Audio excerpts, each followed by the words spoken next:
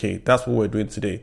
We're doing, and then just give you, should we say, a stepping stone towards New Year.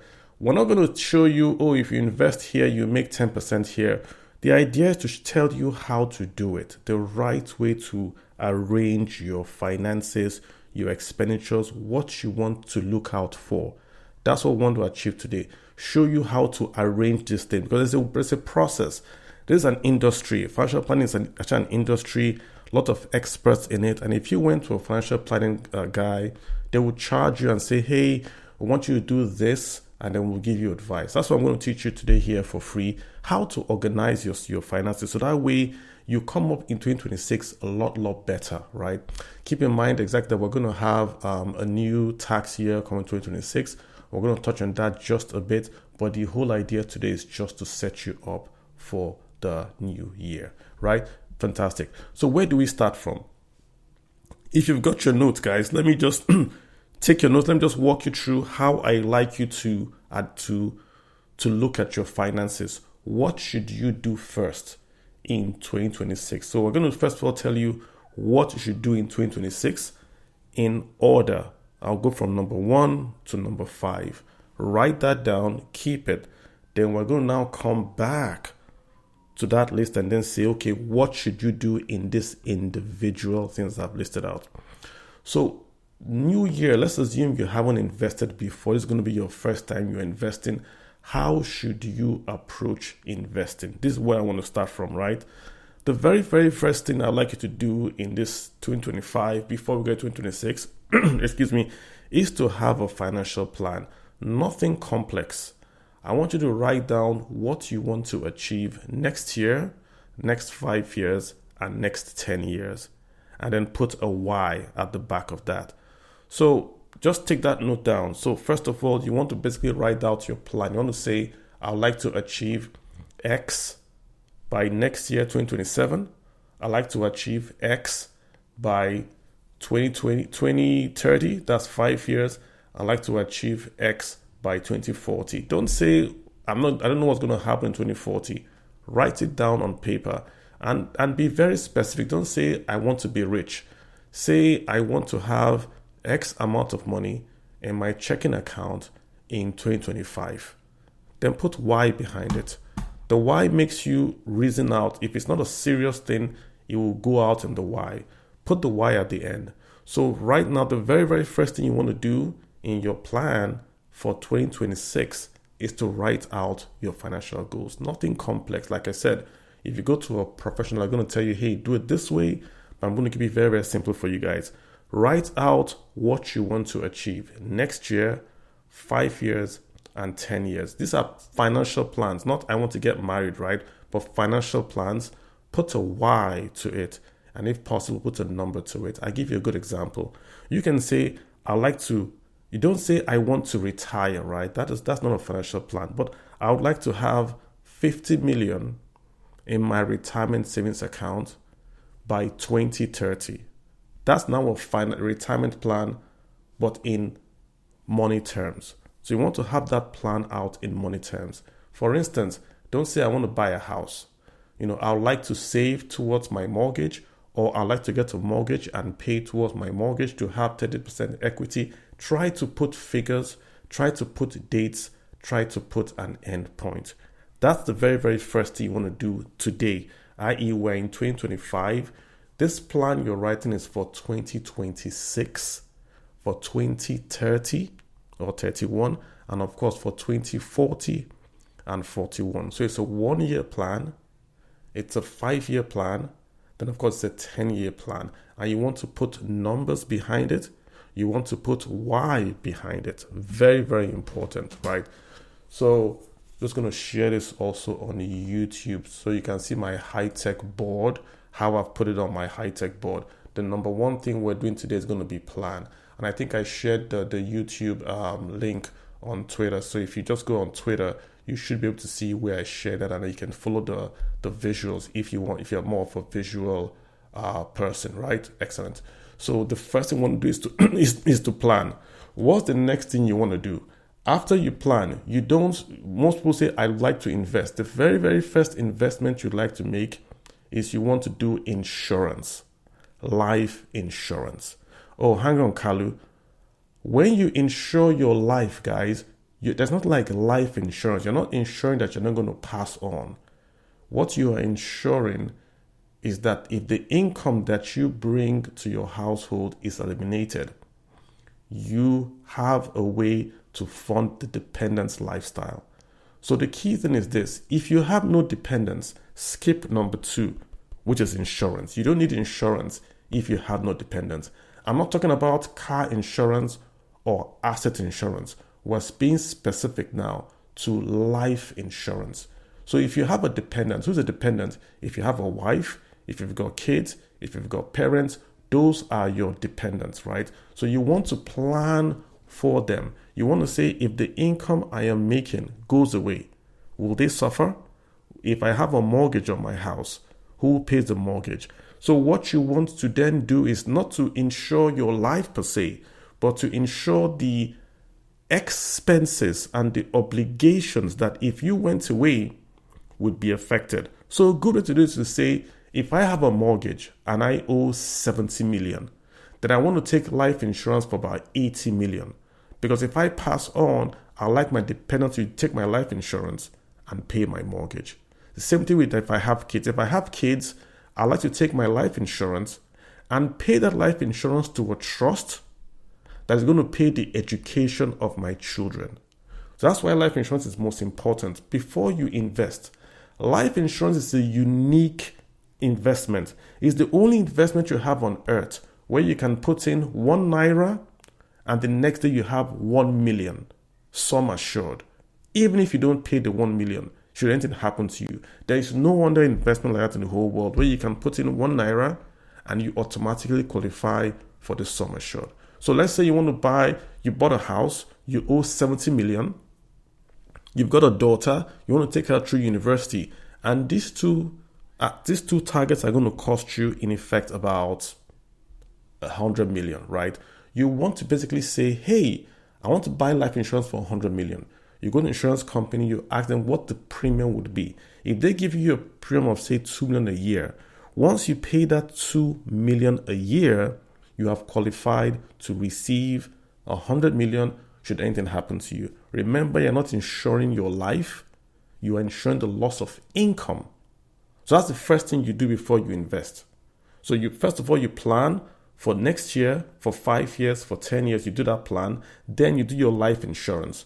And your life insurance is designed to pay your dependents. Very, very important.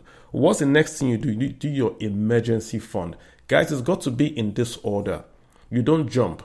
You do your emergency fund. What's your emergency fund? Your emergency fund is 3 to 6 months of your expenses, specifically your non-discretionary expenses. What are non-discretionary expenses? These are expenses you must make even if you have no money. So for instance, if you have to eat, you're not going to say, I'm not going to eat because I have no money. You've got to eat. So food, fuel, rent, these are all your non-discretionary expenses. So your emergency fund is the fund that will pay for your non-discretionary expenses for a minimum of 3 months should anything happen to you. So what you want to do now is to have a savings account. It can't be an investment account. It's got to be a savings account, right? And that savings account is where you would accumulate cash or near cash. You can't go buy stocks or Bitcoin. It's got to be cash or near cash that you can easily liquidate and easily then get cash to cover an expense or an emergency that you did not foresee. That's what your emergency fund is going to be, right? You want to essentially take that money and build up a reserve that's going to be 3 to 6 months of your non-discretionary expenses. That's what you want to do after you do insurance. You of course, you're not going to build up 3 months immediately. You can start to accumulate. You can say, okay, what's my total expenses? Let's say my total expense is going to be 5 million. What's the really non-discretionary, like my food, my rent, my medical insurance? Let's say it's come to 3 million. You can't contribute 3 million today. I get it. But you can do 500,000. and you can start to grow that fund. That fund should be minimum 3 months of your non-discretionary expenses. This is very, very important that you do this before you invest. Because if you go invest without having an emergency fund and you have an emergency, you might have to sell your position at a loss, which you don't want to do, right? So very, very important that you do your planning, 1 year, 5 year, 10-year plan. Then you do your life insurance, which is not life insurance per se, but it's to cover your expenditures for your dependents should anything happen to you, your rent, your mortgage, your children's education. That goes to your life insurance. So you set up a vehicle. The life insurance pays to that vehicle. The vehicle then takes care of your needs. Life insurance is not taxable. So it's not going to be taxable to your next of kin, life insurance, or to your beneficiaries. Whoever you put as a life insurance person gets it. Life insurance does not go to your will. It is not going to be adjudicated in court. Whoever you put as the beneficiary of life insurance is who gets it. Very important. Then you do your emergency fund, 3 to 6 months of your expenses. Very, very important. It's only after you do 1, 2, 3, you then go towards retirement. You invest towards your retirement. If you live in America, you must do your 401k. If you live in Nigeria, you must open up a retirement savings account. Why must you do this first? Because they are tax advantaged. If you don't do them, you are leaving money on the table. The government is giving you a tax-free investment to say, hey, we want to give you, you want to save money in this account because it is tax-free. So you take advantage of that, first of all, before you go and invest. You open up your 401k or your retirement savings account. This is where you put in the statutory. If you're in America, you make sure you are matching what your employer is doing. So in America, they will tell you if you put in a percentage, we will match you. Whatever the company match is, you must do that because that's where you are getting a pay raise or you are getting the free funds from your employer. You don't go below the match. You meet the match. If you're in Nigeria, it's already set up for you. It's 18%. 10% from your employer, 8% from you. Make sure at the minimum you are doing that 18%. If you want to do additional voluntary contribution, perfect. But at the minimum, you are doing this guy, 18% at the minimum. It's only after you have done 1, 2, 3, and 4 that you can then go and invest. That's now a different topic entirely. Where to invest, how to invest, which asset classes. That's when you go towards investment. You don't, in 2026, rush and buy bonds and shares without doing 1, 2, 3, 4, without planning, buying insurance, having an emergency fund, and having your retirement set up. So guys, this is the first lesson I want to make sure that we get through across to you today. You've got to make sure that this coming year, you plan, and the plan is very, very simple. 1 year, 5 year, 10 year, what you want to accomplish, put a monetary figure, put why. Have it in your plan. If you're married, do it together with your spouse. Very, very important that both of you agree. Then your insurance. We're not doing life insurance. We are using life insurance as a vehicle to cover our dependents should we lose income. That's what we're doing with insurance. And like I said, life insurance is a unique investment. It's the only investment on earth where you can put in 1 naira and get $1 million tomorrow. So you do life insurance. You ask yourself, what are my obligations? Mortgage, education for my kids. You calculate what that would cost you. That's what you buy the life insurance for, not for your life, but to cover your obligations, like a target savings. Then you pay the premiums. When you pay premiums in Nigeria today, those premiums are tax deductible. So you actually reduce your income that you pay tax when you buy life insurance. And also when life insurance company pays your dependents, it is also not income to them. So they don't pay insurance on that. So you want to make sure that you are taking advantage of life insurance tax policies. Then you do your emergency fund, 3 months of your expenses, 3 months minimum. You can do more of your expenses, not just expenses, the non-discretionary expenses, things you must do, food, rent, that comes here. Then you do your retirement because you're getting a tax advantage. If you're in America, 401k, IRA, Roth IRAs, all that, you do all that. If you're in Nigeria, your retirement savings account. It's only after then you then talk about you want to invest, you want to buy a T-bill, you want to beat inflation. You don't do that before you get to 5, right? So I hope you guys are taking great notes. Like I said, if you're on YouTube, I did hold out a visual, and of course it's going to be recorded. So you can also go back and look at what I've posted out for you guys, right? So I'm going to allow you guys speak, but let me go real quick into what we are going to do in 2026, right? So again, we have a board. So I've told you guys the whole strategy, our whole plan for 2026, for 2031, 2041, which is the 1 year, 5 year, 10 year. But for 2026, this next year coming, this is what I want you guys to do. Again, on YouTube, I'm holding up the board. This is what we call our real financial health check. That's what the board I'm holding up. And on the financial health check, it's a series of exercises where we want to basically look at our income, at our expenses, right? And then we want to basically look at our assets, our liabilities, and then we look at them. The same we look at our temperature, our blood pressure, our weight, and then we get an idea of if we're doing something well. This is what we're trying to do, but in finance terms. How do we do this? So after this, guys, I'm going to let you guys speak, right? If you have a question, there's a lot. I'm going to stop on this one. I do have a lot of chat, but we're going to stop on this one. So I don't want to overload you guys with information. Maybe we'll have this next week, but let's go to this chat. So for 2026 and every year, this is what you want to do. Right now, if you have done this, we did this last year. If you were tracking your expenses, fantastic. If you didn't track your expenses last year, you want to start day 2026. It's a good time to start. What do you mean by tracking your income and expenses? Income is easy to track.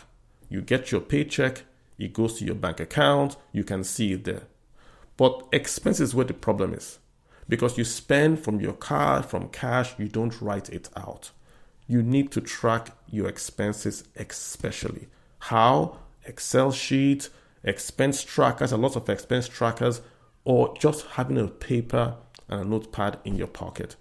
What I mean track your expense, I mean track every single kobo that leaves your pocket. There is no miscellaneous.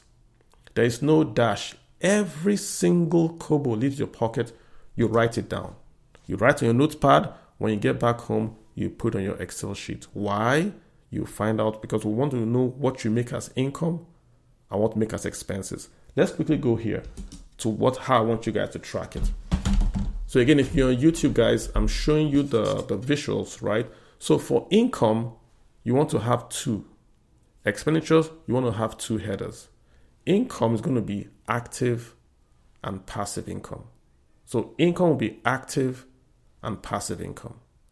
Expenditure is going to be non-discretionary expenses and discretionary expenses. What do they all mean? Active income is the income that you do when you're not there. You're not there, you own a business, but you're not there. So the business basically makes income for you. That's basically active income. So you work, active income, you are there. I do apologize. Active income, you are there. You work for a bank, you are working at the bank, you have to go 9 to 5.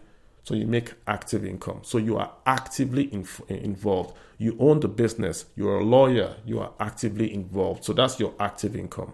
Your passive income is you're not there. Income comes to you, but you're not there. You're not physically there. It could be you own a business, but you're not a partner there. You just get the income, or you own shares, or you own the property like rent. That's your passive income. So for your income, remember we said number 1, you've got to track your income and expenses. This is how you do it, right? You track your income, you track your expenses. So this is your income, active and passive. Expenditure, you want to break it down into 2. You determine what is a non-discretionary and a discretionary income. What do we mean by NDE, non-discretionary? These are the important things that you must pay, that if you don't pay, you can't survive. So clearly food is a non-discretionary income, right? Food is non-discretionary. Rent is non-discretionary. What about your DSTV, your cable bills?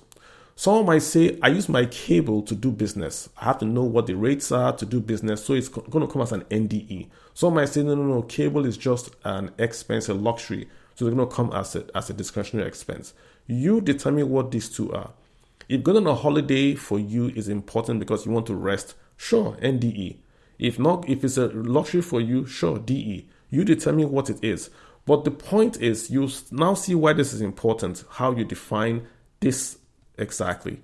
So for your tracking, for active, passive for income, NDE, DE, which is non-discretionary income or important income, so important expenses, and discretionary expenses, important expenditures under the expenditure column. So for active, passive, non-discretionary, and discretionary. Now, what are you trying to achieve? When you track your income and expenses, what do you do next? You categorize them. What does categorization mean? Let's say you bought suya, you bought meat pie, then you bought tomatoes, pepper, and you cooked food at home. That's all food. But suya, you bought suya outside. Meat pie, you bought meat pie outside. Tomatoes, you cooked food at home. So you can categorize it into eating out and eating in. You bought engine oil, you bought gas. It's all for your car. You also bought insurance. But you can categorize it as utilities, as petrol, whatever you want to categorize it as. So when you track your expenses on your Excel sheet, after 90 days, you go back and you categorize them. So you can do them after 1 month, that's fine. Just categorize it. Say, I spent this, and this category is going to be utilities, or this is going to be travel, or this is going to be bribe. Every kobo. Don't say it's illegal. No. If you give someone a bribe or dash or gift, you go partying, you go clubbing, whatever it is, put it on your list. You want to know where your money is going to. You'll be shocked when you do this, where your money is going to. So you want to make sure you put everything and you categorize it clearly. So you do your income and expenditures, you categorize, then what do you do next? You want to then do an exercise. This number 3 is very, very important. You want to calculate if your passive income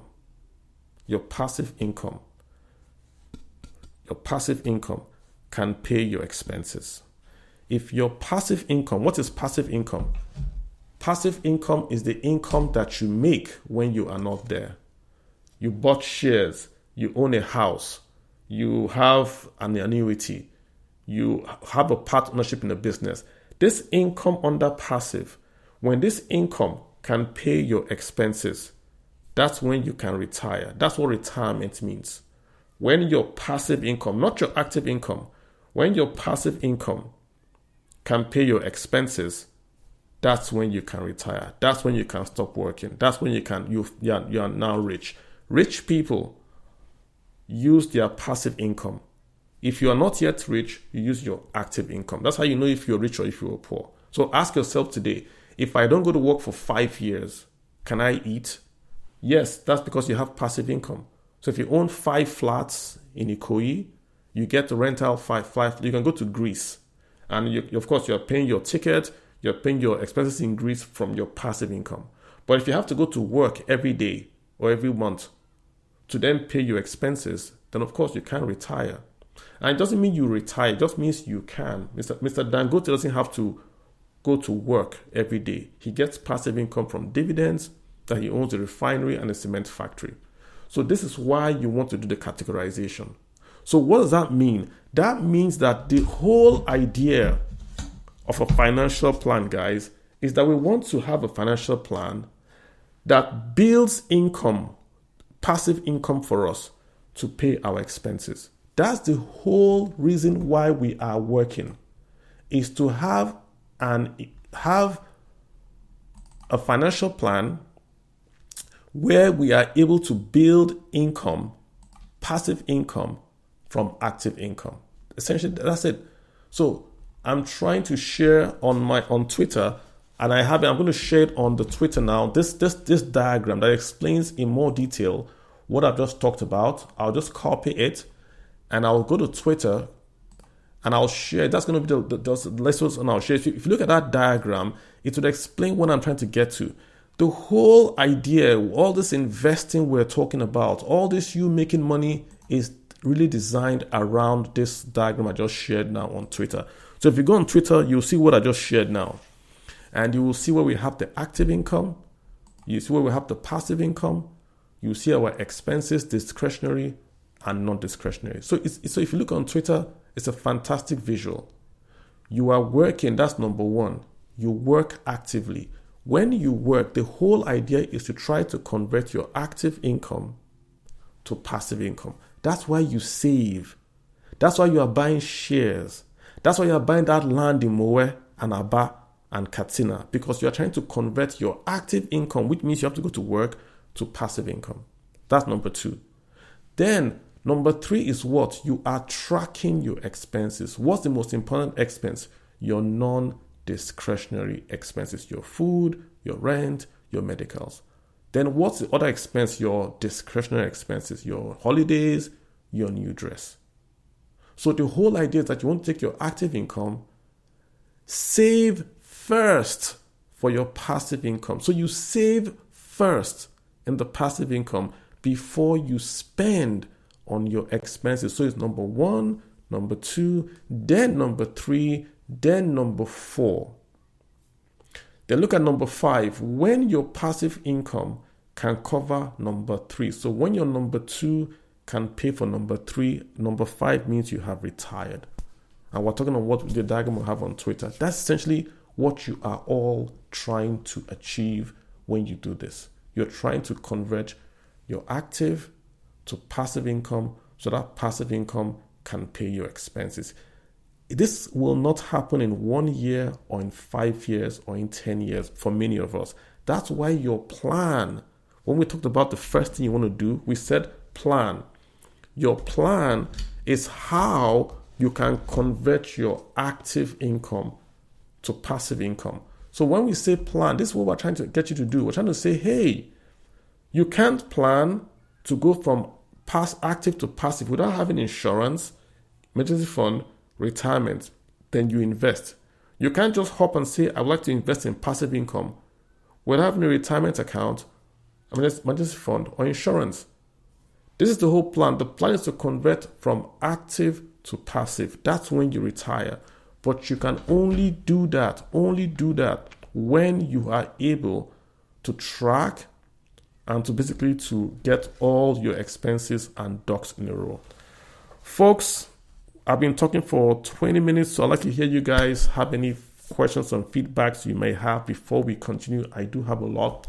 But let me have you guys come back to me with feedback and questions that you have in mind, so that way I can just know that you guys are basically following. So I do have a lot of DMs. DMs are harder for me to read because I have to look down and read. But so if you want to speak, I will take it. Or I'll still go into your DMs and I'll still read them. And DMs have changed. It's now chat. So I have a lot. I apologize. DMs are just harder to read. So if you want the request to speak, please do, and easier for me to just listen and respond. But this is a very, very good one. Just to be clear, I have a lot of shares and stocks. So you were saying that. So yeah, I get your question. So what I'm saying with the passive income, the whole idea of your passive income, the whole idea of why you have those stocks you're talking about, is that you want those stocks to generate income for you. Yes, if you buy a stock that's not generating income for you today, that's not a problem. But in future, you might be able to sell that stock and generate income to pay your expenses. So it's a good question you're asking, that you have passive income. You have a land today that is not paying you any income. That's really not passive income. That's just an asset. Right? So it's just an asset. It has to generate income for it to go in here. So if you look at the richest people on earth, what do they have in common? They own a business. A business is the fastest way for you to get wealthy, but the business generates income. So simply having land is an asset. If the land does not generate income, it's not passive income. You see the point I'm making? Kingsley, see the point I'm making? It's got to generate income to go into this chart. Otherwise, it's an asset. Can an asset help you? If you can sell the asset tomorrow and it generates income for you, that is fantastic. But if you can have assets that generate income for you, fantastic. Don't go sell your land and say, oh, no, leave your land alone. But the land has got to then have a property on it to generate income for you, or you can use that land to then have as do something with your assets, the point I'm making. Just having the asset alone, without you bringing income to you, is really not going to work for you in this instance. So lots of you are going to be asset rich, but cash poor. But remember, the whole idea is you want to have cash so you can pay your expenses. If you have a home in your village, that's an asset. But if that home generates no income, it's not going to pay your expenses in the city. You live, you need to eat and pay rent. So you've got to balance out your assets with your expenditure. So great question. Appreciate that question. Just thanks for making me that clarification. Assets are good, but we want to generate income from our assets. So Kingsley, does that make sense to you? Yeah, I see your question, but you've got to generate assets from that, right? Fantastic. And this other good one here, just to make sure. Yes, so life insurance, right? Let me just clarify again. You use life insurance as the vehicle to generate a dependency income. It's not for you anymore. And like I said, if you don't have dependents, you don't need life insurance because you're not buying any life insurance. You can do life insurance for a charity. You can say, if I pass on, my life insurance goes to my church or to Chelsea Football Club. You can do that. But the whole idea of life insurance for you is to say, I like to generate income.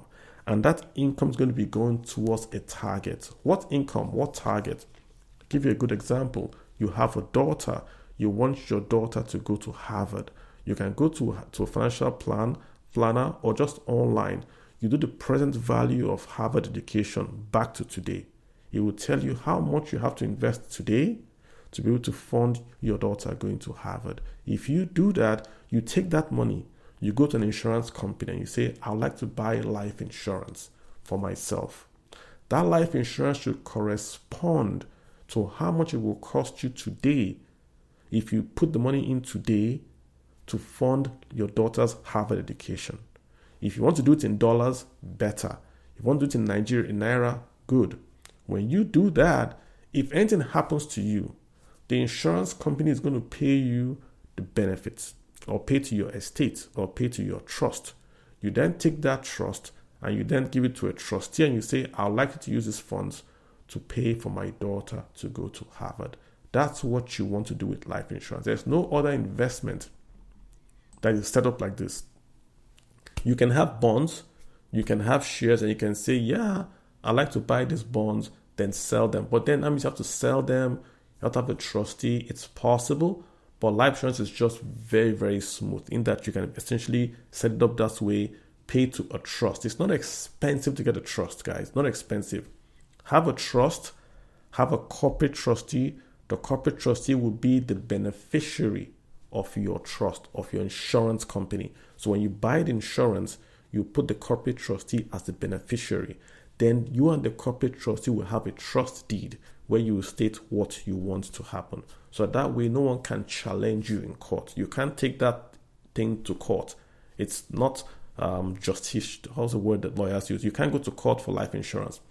Whoever is listed there is the beneficiary. So what you want to do is that you want to say, whilst you're alive, if you write the will, anything can happen. It can be challenged in court. Fani Ganifawemi San, great lawyer, his will was still challenged, right? So you want to make sure you avoid all that stuff. Do a trust. Wills are fine. Do a will. Do a trust. Do a corporate trustee, and then get that done for you, right? So thanks again. That's another great question. Just looking for the ones that I haven't addressed here. Yes, non-discretionary expenses is whatever you say it is. But the problem is this.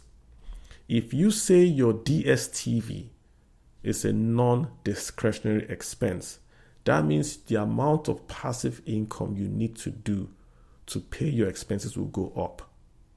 So what happens if you do your exercise in 2026? I was going to tell you guys this.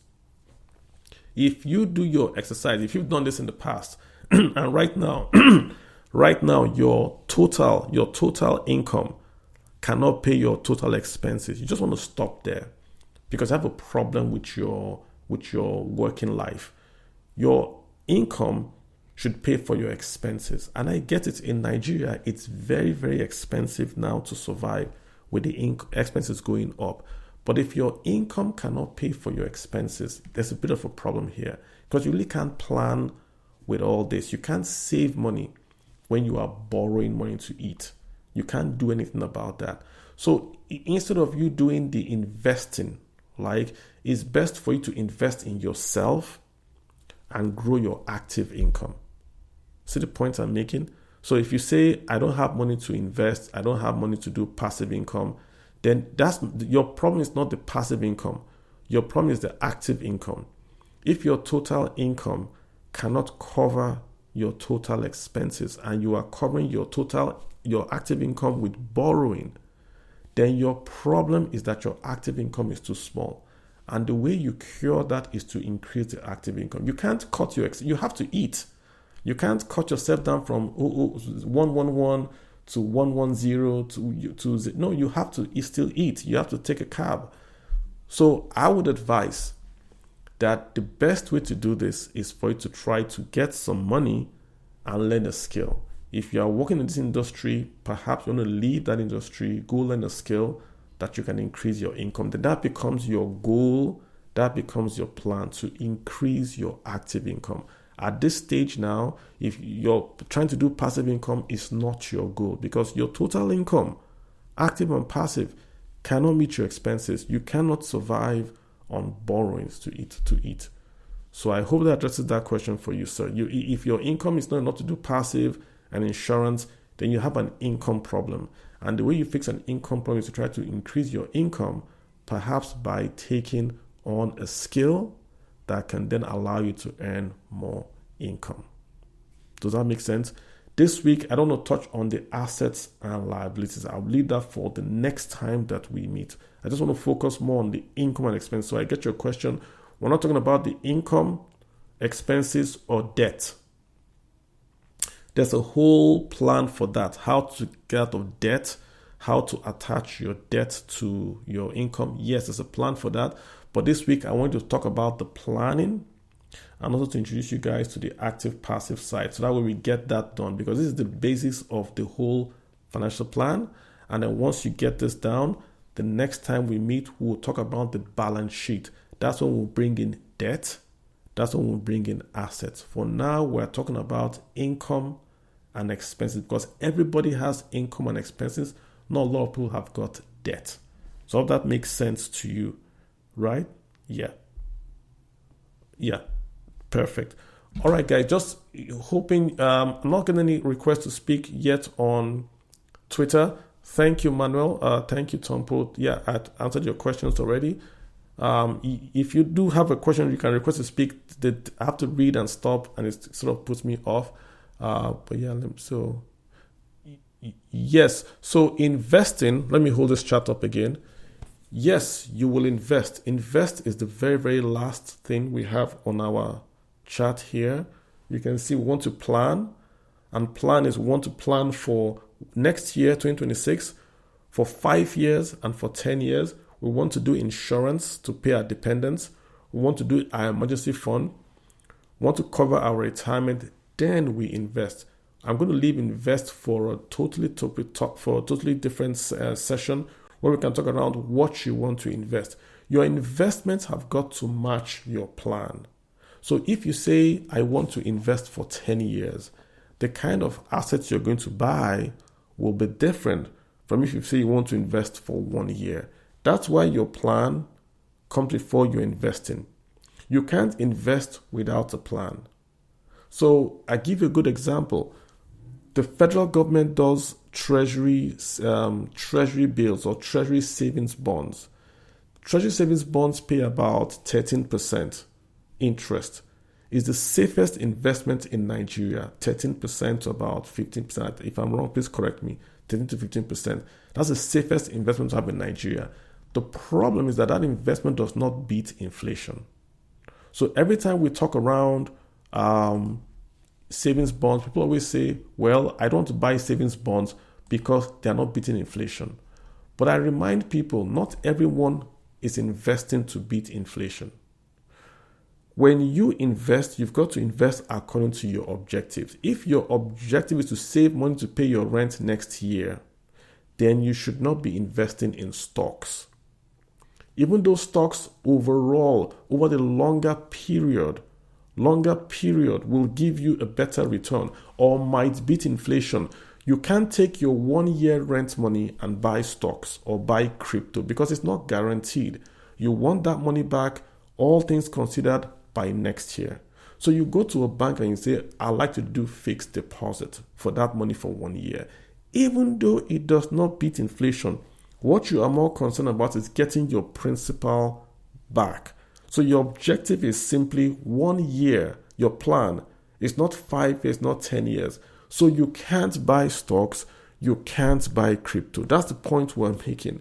So your investment has to follow your plan. You can't buy investment because they pay a higher rate of return. No. You buy investments because it's according to your plan. So if your plan is to invest for 1 year, you invest in fixed deposits in the bank. Money market, yes. Treasury bills, yes. But not stocks, not crypto. Not that stocks and crypto are bad or that fixed deposits are better, but you only have 1 year. Because you have 1 year, you cannot invest in any asset class that is going to not give you your principal back guaranteed in 1 year. That's why we have investing at number 6. And yes, you have to follow it that way. You can't go and do retirement without an emergency fund. Why? Because if something happens to you, you'll be forced to sell your retirement assets to pay for your car getting knocked. So you have to follow this way. 1, 2, 3, 4, and 5. You can't do 5 and then come back to 2. You can't, I see your question, you can't invest and take the money for investment and buy insurance. No, start the insurance small, then as you get more money, increase your insurance. Don't try to game it. Don't say, oh, I'm going to invest, make money and buy insurance. No, start this one small. When you make money, yes, go back and invest, but start like that. Yeah? Fantastic question. Great. And let me just look at this one. That's a question I liked here. Yeah, this guy was. So I live in the US. Can you just talk about IRA? Yeah, okay. See, yeah, so I talked about IRAs and 401k. 401k in Nigeria is our version of RSA. So retirement savings account in Nigeria is the same as what Americans will call 401k, which is how you invest for your retirement. 401k simply means you're in America, the employer would invest for you and all that. In Nigeria, we have that retirement savings account. We put the money in, employer puts the money in, it's invested by the PFA. Your IRA, however, in America, is your individual retirement account. Individual retirement account. It's like your own personal investment account for retirement. Why is it special? Because it's tax advantaged, which means if you put money into an IRA, there are two types of IRA. If you put money into the IRA, it has a tax advantage. There's the traditional IRA, there's the Roth IRA. I like Roth IRAs. If you put money into a traditional IRA, you pay taxes when you take it out. If you put money into a Roth IRA, you pay taxes today. But when you take it out, it's tax-free. So if you're a younger person and you are investing, right, you want to do, I'm just saying, just broadly, if you invest in a Roth IRA, you are paying taxes at a lower salary. Imagine if you worked in a bank and your income was maybe $50,000. You are paying taxes on $50,000 when you do the Roth contribution. But if you then work for 25 years, maybe by then you're a VP, your income has gone up to say $200,000.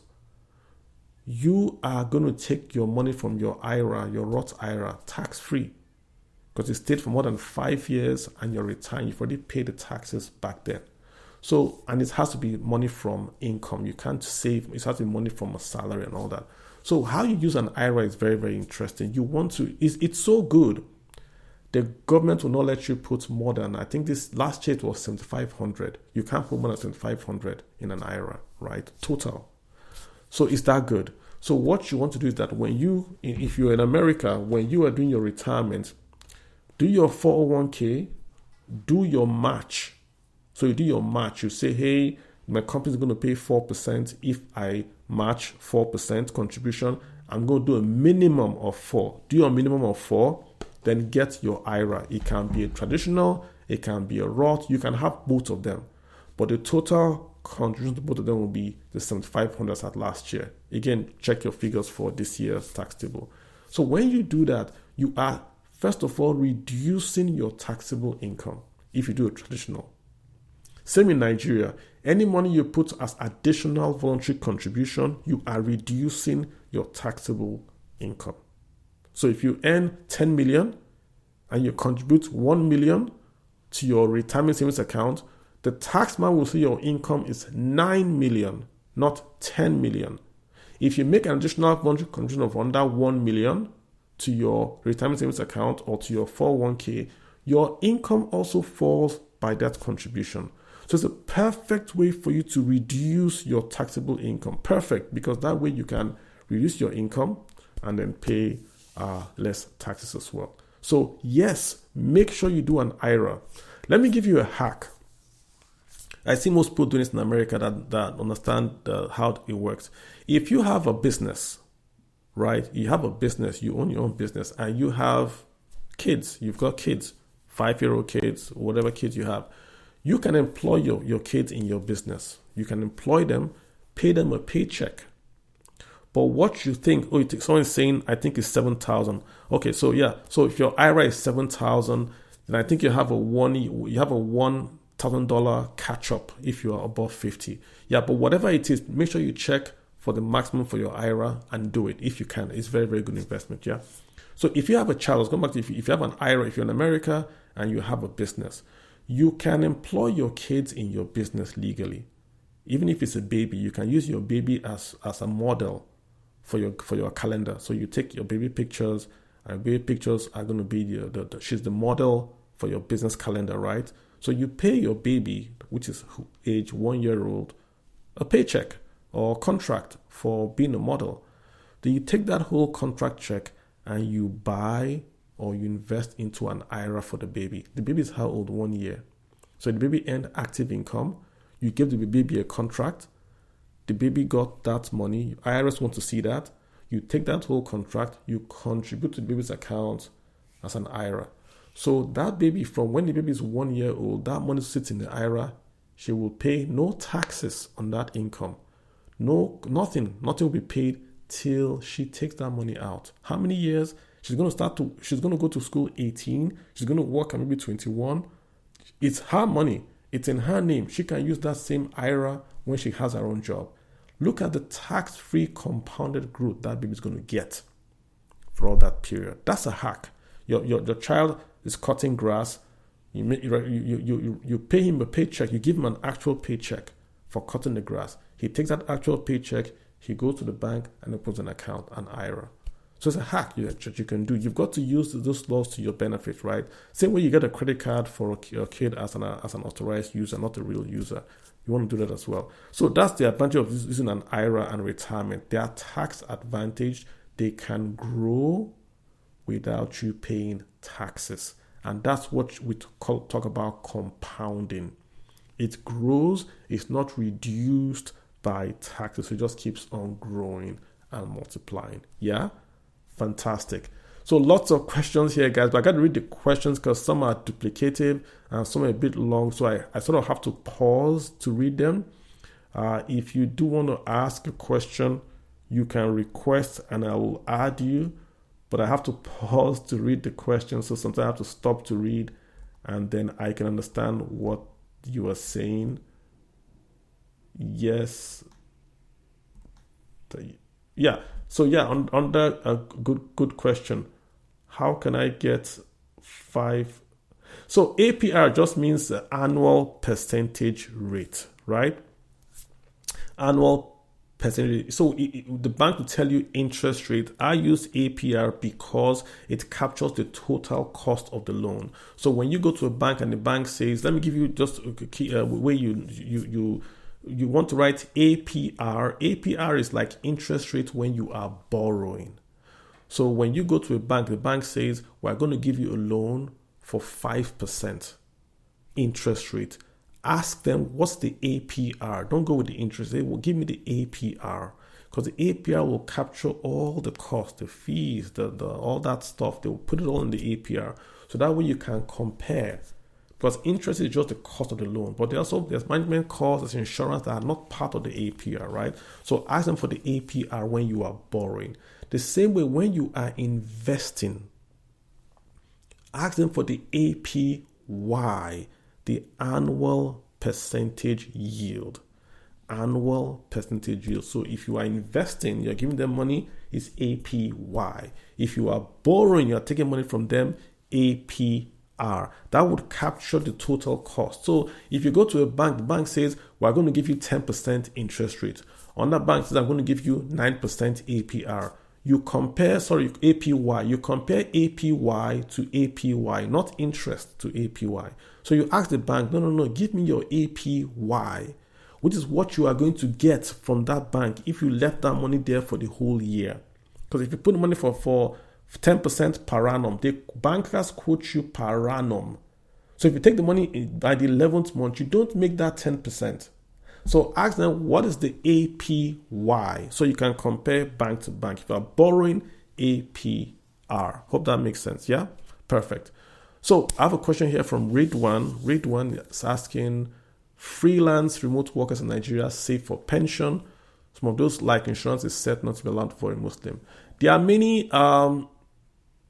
Okay, I don't know about the faith base, but I do know that we have lots of ethical funds in Nigeria that are set up for Muslims, and specifically there's Lotus that has a fund that you can buy. You can do the exact same thing. If you don't want to buy insurance, just buy into the Lotus fund and say, I'd like to buy this. There's also lots of Takaful insurance that they have. Get the Muslim equivalent and do it. It's the principle I'm talking about. The principle being that you have to provide for your dependents, right? If you can't save enough immediately, you have to provide for your dependents. So if you want to go to the insurance company that has a Muslim backing, yes, go there and ask them. I'm pretty sure they would have a version of this that would meet your ethical requirement, but will also allow you to provide for your dependent. Read one. Go to Lotus. I'm pretty sure they will have it. I did write an article on halal investing and Islamic investing. If you send me your emails, DM it to me, or your handle. DM me your handle. I'll try to send that to you. I did write something on halal and all that. Yeah, and I'll send that to you. I created a halal fund when I used to work in an investment bank, so I know a bit about riba and all that. Send it to me. I'll make sure I get that across to you. I got Anyinla requesting. Let me just see if I can get it real quick before he comes up. Yeah, I gotta read this. Anyinla, once you're up, you can go ahead and ask your question. That'll give me time to read. Yeah, so this is. Yeah, so I just to be clear, right? I'm just doing education, right? Just education. So I'm not trying to give you financial advice, or I'm not asking you to go buy or sell. I'm being very careful what I'm doing here. It's not really, I'm not giving you advice. I'm not your financial plan, just giving you educational advice. Anyinla, hi, how you doing? Please go ahead. Yeah, good morning. Good evening, Mr. Kai. Hey, how are you doing today? Sorry, good evening from Nigeria. I'm fine. Please, what you have been saying since, right? Please, can you talk about low income earner and blue collar job, like we're in blue collar job sector, like talking about achievements. Let me give mechanic, technician, barbers, like a laundry business and stuff like that. How can they work their way around? Yeah. The whole process of insurance, because at the point when I was I was really going to school and I was having fun. So then I was trying to look for how to set up the retirement savings account for myself. Yeah. So just from the normal artisans of, but there's nothing like that for. I've not really come. The only one I heard of then was the Stanbic. And they have Osutu stuff for artisans and everything. But when I even went there, the response I get was not really what I was expecting. It doesn't really look well like I and understand. RSA kind of stuff.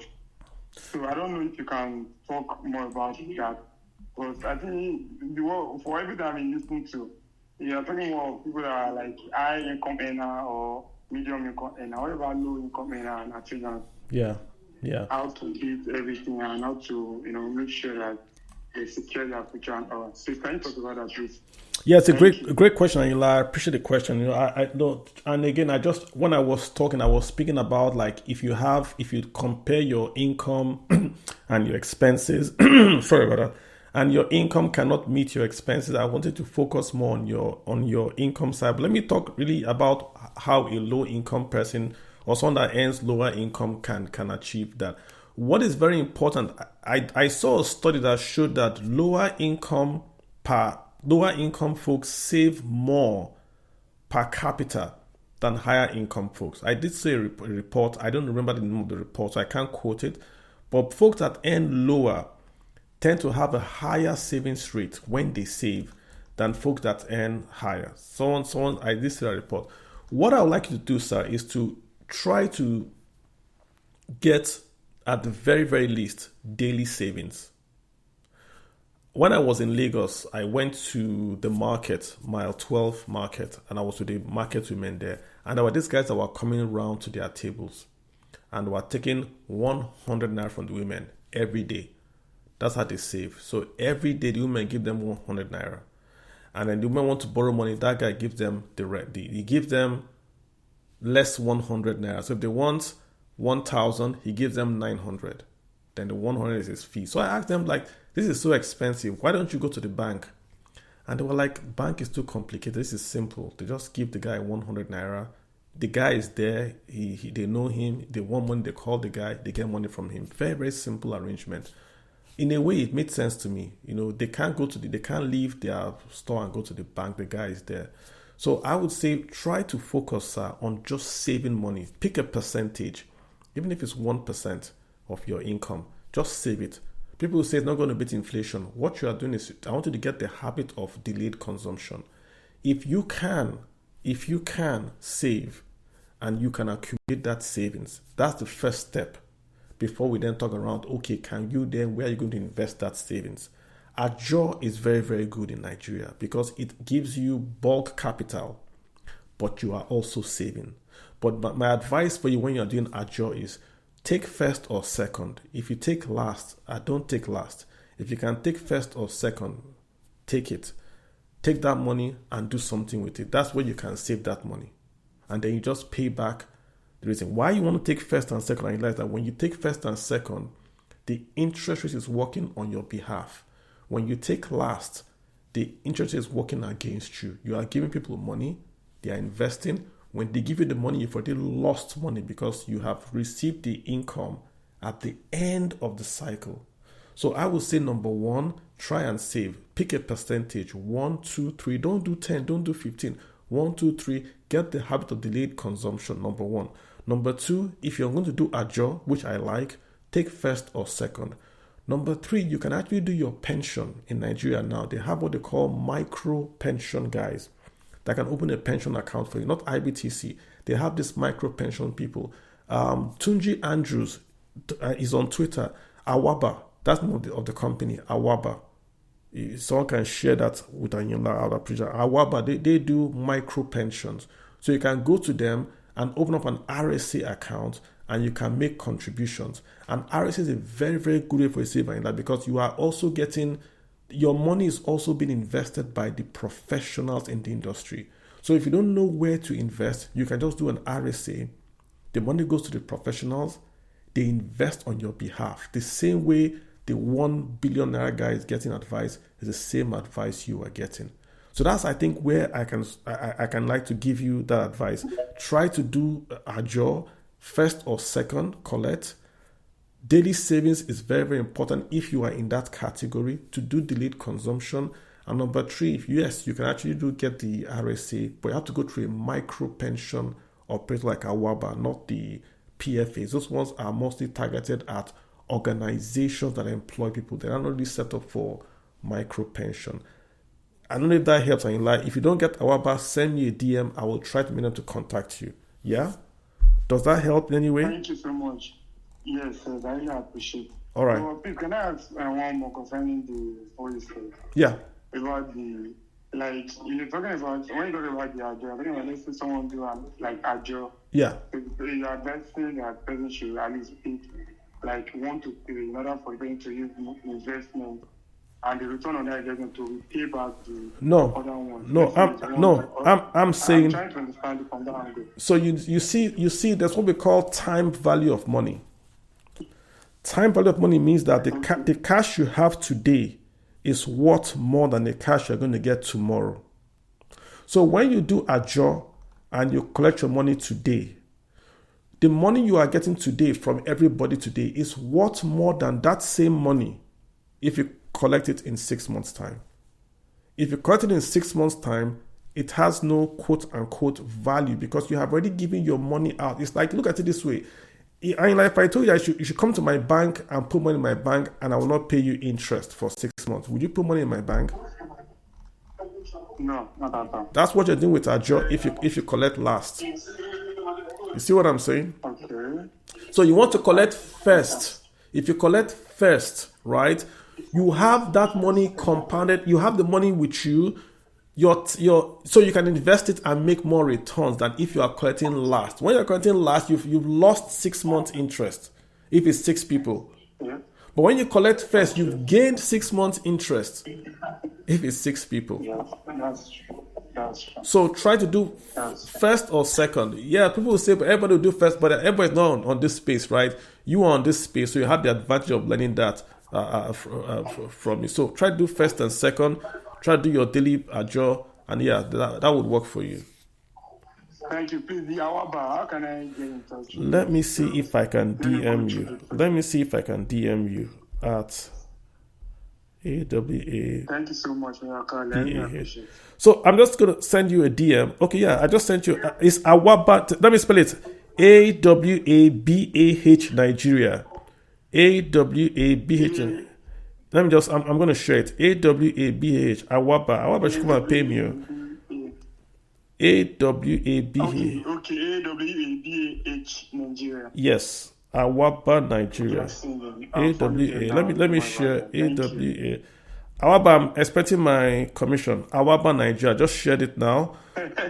So yeah, you can follow. They do micro pensions, so you can follow up with them, and then they can get you. For read one. For the gentleman asking what books, documentary you can suggest, I have a book. My book is very, very good.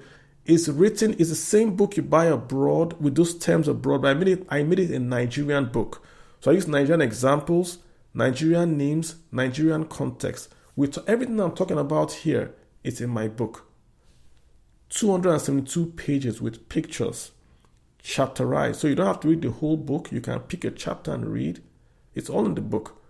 So if you get that book, all my experience is right there in that book, number one.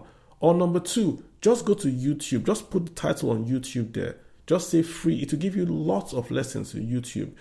Anything you read or listen to for 2 hours a day, you become an expert on it. Anything you listen to 2 hours a day. So if you're in the bus, put headphones on, hear podcasts on money, personal finance. There are a lot of personal finance people in Nigeria. Olumide is always here.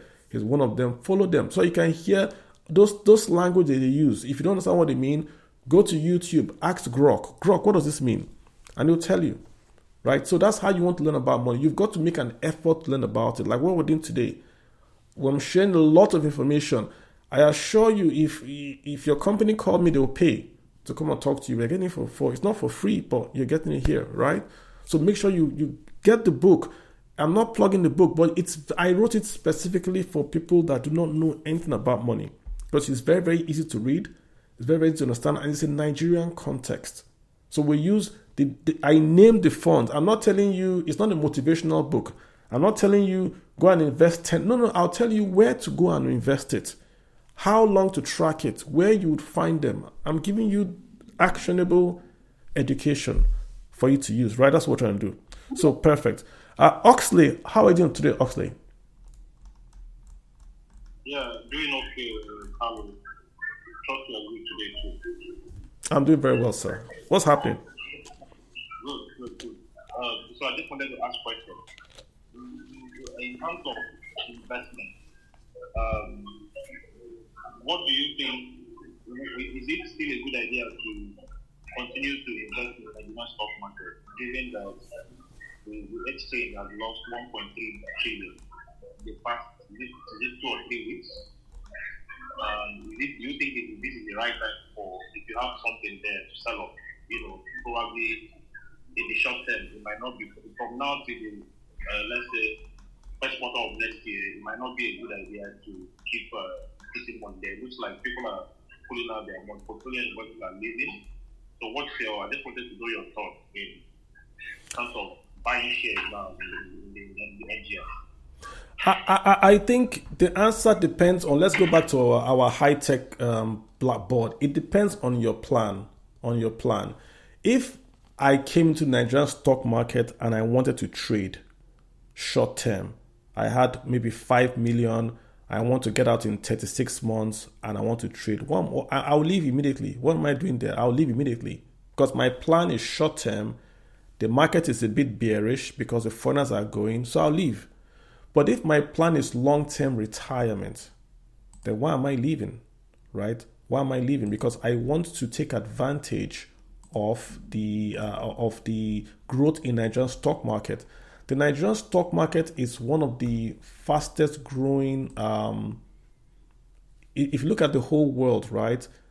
For 2 years, this last decade, I think for 2 years, I think it was 2022, another year, Nigerian stock market was one of the best performing stock markets in the entire world. Markets go up, markets come down. The market was approaching a milestone before we had the Donald Trump tweet. It was approaching a milestone. So let me say something, right? Warren Buffett says that when you invest when everybody is running away. When there's blood in the street, that's when you invest. That's what Warren Buffett says. So when you want to invest, you invest when nobody's investing, then you buy at a discount. So you want to ask yourself a question. Let me ask you, is the Nigerian market today at a discount or what do you think? Is the market today at a discount? Octa, what do you think? I think yes, they are still largely in discount. I think so. Some of the share prices are still, will I say, undervalued. Particularly bank stock. Yeah. So particularly bank stock and the oil and gas stocks. Yeah. So if you think the market is at a discount, this is if you think the market's at a discount. Do you think it's a good buy now, or you want to buy when the market is going back up? When would you buy something at a discount? Do you buy it when it's on sale or when it's going back up? According to your plan. If your plan is to invest, right, then this is the best time to buy, Abi. Yeah, I think so. For it's just that the fundamentals, the dynamics of the entire market, I'm not sure. Maybe there are a whole lot of instability. I don't know whether it is occasioned by some wahala and all of that, but the whole place is a little bit volatile. Yeah, I hear you. So again, you've got to go back to your plan and ask yourself the question: why am I investing? Why am I investing? If I'm investing because I want to make 20 years return, 15 years return, Donald Trump will not be president after 3 years. So whatever tweet is there and all that might have been taken, it might have gone by then, right? That's the point I'm making. It goes back to your plan. You've got to have your plan and say, why am I investing? If I'm investing for long term and the market is coming down, that means the market is giving me at a discount. So I'm buying today. But if I'm a short-term investor, I'm out of the market today. It's really up to your plan. There's no right or wrong answer. It's just, what is your plan? If you get us borrowing dollars to do investment in Nigeria, you shouldn't be in the Nigerian market today because it's not going to be beneficial for you because of the market downturn. But if you're a guy that's borrowing money, you're not borrowing money, you have patient capital, it's a discount market. Yeah, I think so. But also that, Carlo, the policies of the government, particularly the tax policy that they are trying to bring, I think, effective 2026 for a tax of almost 30% of capital gain tax, which means if you've made some marginal income from stock exchange and you want to exit the market, your capital will be taxed. And I think that's why some of the portfolio investors are running away, because they know that by 2026, whatever you must have gained, you are going to lose 30% of it. I hear you. I don't. I think Mr. Taiwo was saying that they had corrected that. I was on a space that he was on. He was saying that they had given clarity on that. I apologize. I don't have exactly what the clarity means. But if you notice, the market came back after they had their meeting and all that. So that was a big problem. People were saying, I'm going to pay 30% next year, so I might as well sell today and leave with my profits. Yes, that was an issue. But remember, look at the point again, sir. If you invest in Nigerian stock market today, you only pay that capital gains tax if it's above 150 million. So many people that are going to invest are not going to hit that threshold. And the market today is at a discount. So you have to ask yourself, if you want to invest in Nigeria, it's a discounted today. That's really your call. There's no right or wrong answer. It's just going to be, what is your objective? The S&P, Standard & Poor's, just did a review of the Nigerian economy, and they said the macroeconomy reforms have taken hold and they are satisfied and they are positive about the direction.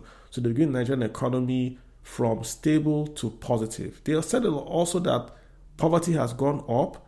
They said they're not able to get good records from Nigeria, and they also talked around that many things are still not there. But in terms of the reforms, they gave us a positive outlook. Outlook, meaning if all things go as planned, it's positive. So it's left for you as an investor to say, do you want to stay? Do you want to go? No right or wrong answer. Okay, one last question. I don't know, what advice do you have? Maybe you can even do a space on this, right? What advice do you have for people that are coming to Nigeria to do late December in terms of payments? How do you want people to prepare? Now, I'm saying this on the backdrop of what happened last year. Where people left the country and there was a lot of chargeback from all over the place. So, how do you want? Maybe I think you can do a space on this. Yeah, I just think that going to be payments, whether it is card payment, transfers. No, I hear you. How do you think people should prepare? So what happened that I'm just being with all sense of responsibility, and I don't want to abuse anybody, but maybe the Nigerian vendors don't understand how to use American credit cards. Maybe that's why we're having chargebacks. When you swipe a credit card, you make sure the person puts his PIN, and then you get the CVU at the back of the card. That way they can't do a chargeback. Because that means, when they swipe the card, right, get the CVU on the receipt or get them to sign the receipt. A chargeback is not automatic. If you go to Visa and you say, I want to do a chargeback, they're going to ask you, the first question they're going to ask you, have you called the vendor? That's what they're going to say. Have you called the vendor? If you say no, they'll say, okay, try and call the vendor. But if you are the vendor in Lagos, so if I have a bar in Lagos and somebody comes to pay with an American card to me, when I swipe that card, I will print a receipt and get the person to sign. And I make sure I notate the CVU, those 3 numbers at the back of the card. Make sure you notate it and put it on the invoice and just file it away. File it for a minimum of about 90 days. Because if you do a cashback, Visa will call you and say, this customer said his card was not what, he didn't use his card. You just simply scan that receipt with the CVU, everything with the guy's signature back to Visa. That's it. They won't do a chargeback. But if you just swipe without getting the receipt, that's it. You have to give the customer a receipt. He will sign. It has the date. It has the time and all that. The customer has to sign. You keep that receipt. Because Visa can tell that he was there. They can see his phone ping on the thingy. They can see his plane ticket. They can tell he was in Nigeria. So he can't say he wasn't there.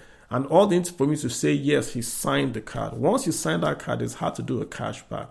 But I think many folks in Nigeria are just doing the transfer money or swipe, and when getting the guy to sign the receipt. It's the same thing in America. Many people go to hotels in America, stay in America, and then leave the hotel and say, oh, they use my card in the hotel. All the hotels are just to say, hey, this the invoice is signed.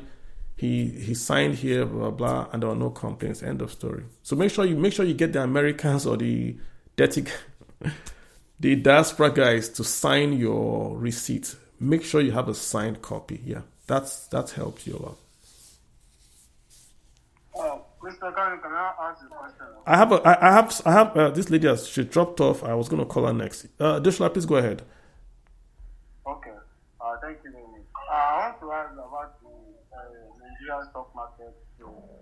So I want to ask which platform can I invest, buy and sell shares? Because I noticed that there's some. I saw some adverts that you can buy shares, you can sell shares online, but I don't trust those. So Odesola, just real quick, right? Anyone that is SEC registered, it has to be Nigerian SEC registered. Do we have stockbrokers like IBTC, Otto Stevens, CSL stockbrokers? There are many of them. As long as it is SEC registered, you can use them. We also have what we call apps. So for the apps, you have Cowrie, you have Shaka, you have Rise, you have Bamboo. If it's also SEC registered, you can also use them. Yes. Make sure they are SEC registered. So you can even ask them, are you SEC registered? Or go online. If you go to the Nigerian Securities and Exchange Commission, you will see a list of all registered agents, stockbrokers, and the rest. So you use only those ones. Don't use anyone that is not SEC approved. Yeah? Thank you very much. You're welcome, sir. I appreciate you taking time to talk to. Yeah. Yes, you can buy through those Nigerian apps. You can buy American stocks through those Nigerian apps. They give you like a front sales view to get into those stocks. Yes. But remember, sorry? Which one can you recommend? I don't recommend online. But like I said, you want to buy according to your objectives. Buy according to your objective. If you don't know what to buy, you want to study first before you buy, sir. I would advise you maybe before you buy an individual stock, look at the ETF, the exchange traded fund that buys the whole market. If I could even do any sort of recommendation, I would say start from the top down. So you want to buy the country rather than buy the individual stock. So if I was going to buy America, I will buy all of America, VTI or VOO, before I go and buy the individual stock. So that way you are diversifying. You are coming from the top than going to buy if you don't know. Because if you don't know why you're buying, if you don't know a stock, don't buy it, sir. But buy from the top. Maybe you buy Japan or America. Then that way you are buying a diversified portfolio of the best stocks in that company. That was what I would advise, sir. Make sense? Yes, sir. Thank you very much. You are very welcome. I can't pronounce his name. Ecclesia Privy. Did I get that right? Ecclesia. Yes. Hi, how you doing? Good evening. Good evening. Hi, welcome, ma'am. I'm very yes. Good evening, everyone. So mine is just a quick one. I would like to know about the Eurobond. So I don't know what's your opinion. Is it advisable to invest in that right now? And also some of the platforms I've seen so far, they seem to only accept in dollars. So I'm trying to ask if one can invest in other currencies, say for instance, euros. And generally, how is the Eurobond market like currently in Nigeria? So, I just need to get your opinion on that. And finally, maybe are there platforms, very reliable platforms that if one is allowed to invest in euros, are there reliable platforms that okay, you said you don't recommend, but I'll give you the platforms to go to. Yeah. So Eurobonds. So first of all, do you know what Eurobonds are? Eurobonds simply means that the company or the country is borrowing in a currency not of its own legal tender. So if Nigeria is borrowing yen or dollars, that's a Eurobond. Okay, fantastic. So question is, can you invest directly? It's very expensive to invest directly. Because I think they require $200,000 for you to invest directly in them. Okay, so how can you invest? there are lots of Nigerian funds that allow you to invest like a money market. So they create a fund, you buy into that fund, then the fund then buys Eurobond. I know we used to have the guys from FCMB. FCMB have a dollar fund. Let me get the exact name for you. FCMB dollar fund. Okay. Yeah, they basically have, they give you access to Eurobonds through that dollar fund. So you buy the fund. I'm going to try to share it for you. And then you get exposure to Eurobonds. So when you are buying, it's called Legacy USD Bond Fund. So it allows investors to earn stable income in USD over the long to medium term, and it's more liquid, so and all that. So let me share that with you first of all, so you can. There are many of them. IBTC, Vertiva has, there are so many of them that you can buy. You can get exposure to the Nigerian Euro bonds if you buy this, right?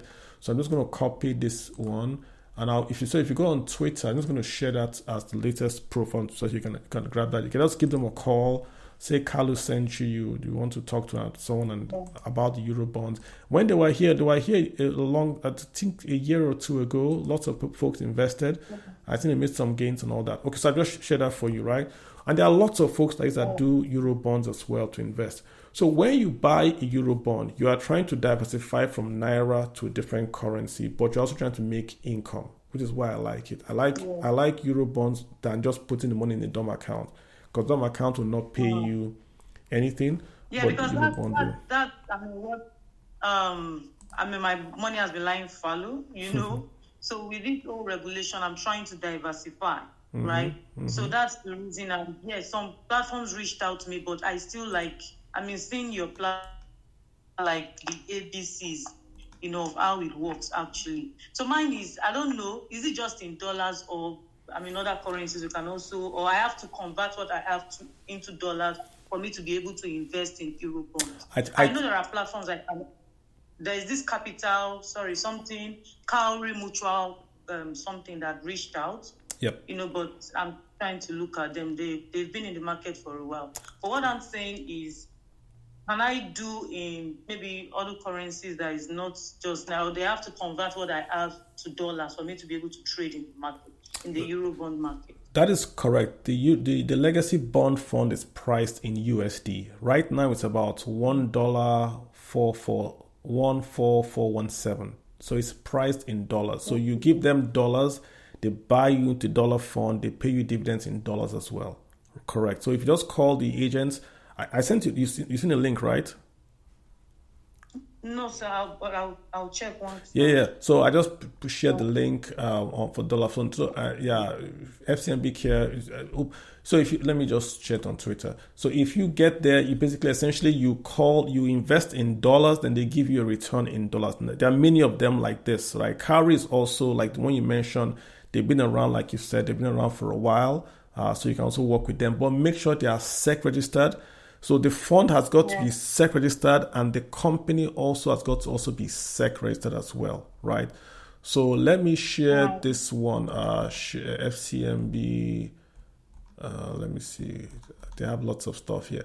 I'll just share the link with them. Then you can just go to the link, and their handle is there. So if you just send them, there are lots of. I'll just share the first one. If you send them a DM, and they'll come back to you. Just tell them Kalu sent you. They should be fine. Very well. Thank you very much, sir. You're welcome. And one last question. I'm trying to take your time, please. No worries. You're not taking my time. You're fine. Okay. And apart from this, I'm looking at. The stock market is like you explained earlier. It's a bit volatile as of now. So I don't know if there are other platforms. For sure, I'm going to do the Eurobond because it's something I've really picked interest in. But are there other investment platforms that you think one, could just? I understand some of the withholding tax thing and capital, whatever is coming up next year.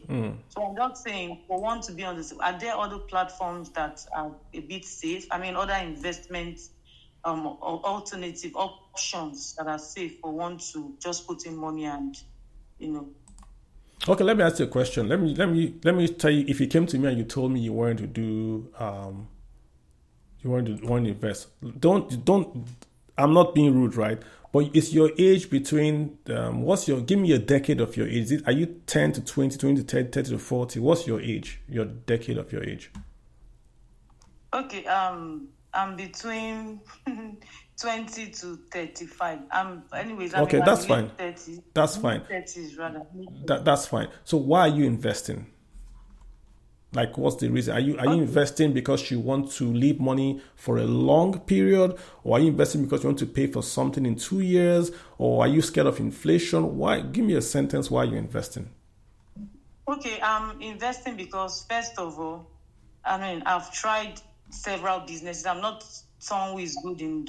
I put in my money, and before you know it, the business goes down the drain. So I just need something that can give me a long term. That I'm assured that yes, I can be making something from this. It's not like I'm someone like I'm very good with Understood. finances. How long is long? I'm very good with finances, but I need something on a long term that I know that the money can be there and I'm not even worried whenever I want to pull out. Because personally, I can keep money for as long as a year and not touch it and not even think that I want to do something with the money. Okay, that's fine. So I want something a long term kind of investment plan that just keeps me out of. Okay, that's fine. I think you hold up. How long is long? It's long. It's long. 5 years, 10 years. What? 3 years. Maybe 5 years. 3 years. As of now, there's really nothing critical that I really need, the funds for. Okay. So if I'm hearing you right, you have Naira. You want to invest that Naira in an investment class that will sort of protect your money. Are you interested in just saving the principal, or do you want to grow the principal? Which is more important to you? I know you want both. I want to see my principal, and of course I want to grow. Even the interest can also be reinvested back. Okay. Into yes. Okay, fantastic. God, sorry. Yeah. So, based on your answers, right, your age and all that, do you have any stock portfolio? Do you buy shares at all? I haven't, honestly. I have not tried. I used the ones my parents bought for me, but they sold it, and personally, I've not. Okay, so what I'm asking is that because of your age and because you have a longer term horizon, I would really like you to take a look at equity, because equity allows you over a longer period to grow your principal. I hear you say you want to also protect your principal. You can't have both at the same time, right? But I would like you to build a portfolio, not just on Eurobonds, but also see if you can also do US investments, the same way you are doing US fixed income. So Eurobonds are what we call fixed income. I also want you to do US variable income. So you have both of them. There's the rule of thumb. It might not work for you, but they say take out minus 100 from your age. The larger number you get is what you go to equities. So I heard you say you are between 20 and 35. If we minus 100 from 35, that's about 65, right? So about 60% of your money should go to more of US equities, because you don't want the money today and you have a longer term horizon and you are younger. Maybe you do some equities, then do some Euro bonds. And you can do them both from those apps that you're talking about, the SEC ones. They can give you US stocks, can also give you Euro bonds. FCMB can also give you the EU. So build a portfolio, not just on this one, both of them. So you can reinvest that Euro bond dollar. It's called a drip. You can reinvest it back and compound. Same with the equities. Yeah. Mm-hmm. Try to do it that way, so you set yourself up for growth. Like you say, not everybody's cut off for business, but in this way you can also build out a portfolio for yourself. Okay, so sorry, you advise that I go into equities and also the Eurobond and these platforms that I advise that you diversify. You diversify, so you have equities and also fixed income. You have a portfolio of two of them, right?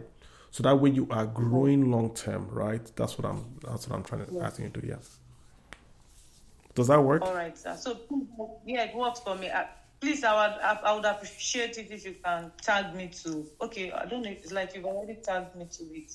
Yeah, I sent if you go on, I just tweeted the FCMB thingy on the. So if you go on the Twitter timeline, you should see FCMB link. Just go to that link, send them a DM. Okay. Yeah, send them just send them a DM on FCMB on the handle, right? And then just ask me a question. I like to buy Euro bonds. What's the minimum? Blah blah blah. They'll talk to you. Yeah. All right. Very well. Thank you very much. You're welcome. Sir. Not a problem. Yeah. I got Doctor. Is it Doctor? Lolu Jibril. Did I get that right? How you doing, sir? Hey, what's up? Fine. Fantastic. Thanks for hosting the space. Avid follower. Just had a few questions. Yes, sir. You mentioned something about setting up a trust. How easy is that, and how recommended is that for Nigerians in diaspora having assets in Nigeria and trying to secure those assets from the taxman in other countries? The second question I was going to ask was based on, you say the new tax on no food. Does that apply to restaurants, or is it only food I buy in supermarket and the farm? Oh, I didn't talk anything about no tax on no foods. Oh, I thought you mentioned something about maybe something occurred to me when you talking about the tax reforms coming up. Oh, gotcha. So insight. Yeah, so I think it's the VAT.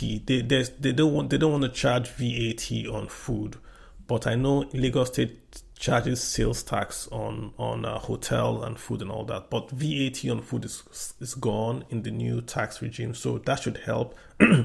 But for income tax, food is not part of the income tax side. It's just going to be if you make an income, yeah.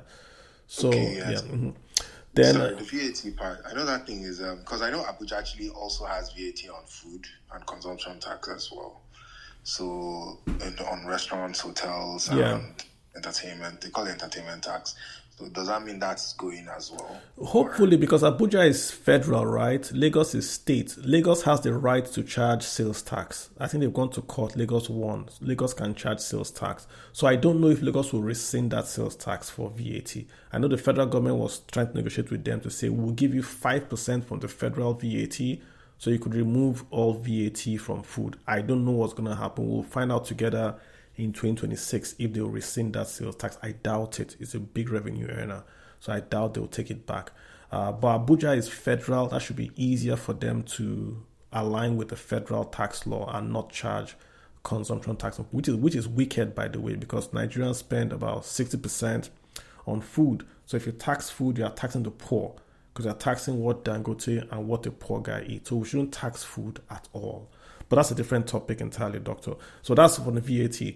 Let's go to your first question on the trust. It's actually quite easy to set up a trust. It's just who you pay.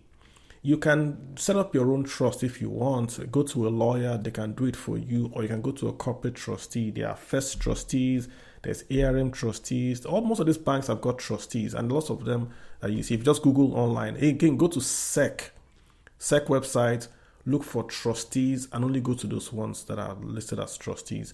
If someone can share that, there's a link where you can look at SEC registered bodies. If someone can share that link, and please tag me so I can retweet. There's a link where if you go to CMOS, that's what it's called, where you can get the SEC approved agents. If someone can share that link and tag me, I also retweet. So, Doctor, if you go to that link, if you go to the trustee companies, yes, you can talk to them.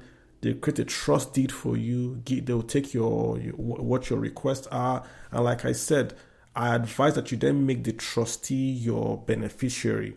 So both for your land, both for your shares, everything goes back to the corporate trustee. So that way they can fight for you, in quotes, and they can also carry out your wishes if you then are no longer there and all that. Yeah.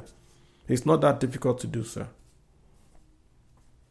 Thank you so very much. Thanks. I'll share the link now in the chat. Oh, you have that link?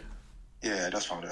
Okay, perfect. So we can just share. So I before you invest in Nigeria, just make sure you always go to the the SEC link, and make sure this is for securities, that company is registered. The law says the company registered, and then the product itself has got registered. That way, just makes it's just your own due diligence. So just don't invest without doing that.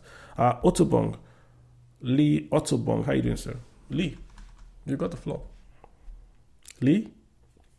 Good evening. Yes, How you doing, sir? I'm fine. Thank you.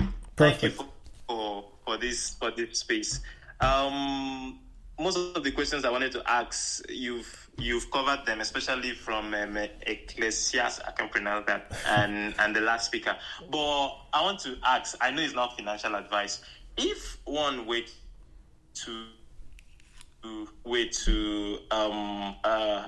had the option of investing in dollars just for the sake of building enough so that maybe one can retire in 5-10 years, would you advise, going by the fact that it doesn't it seems the dollar to naira value is not something is not what it used to be, and most likely it might go down. Somebody who has a huge hold of dollars, would you advise to switch to naira? And then what's your prediction?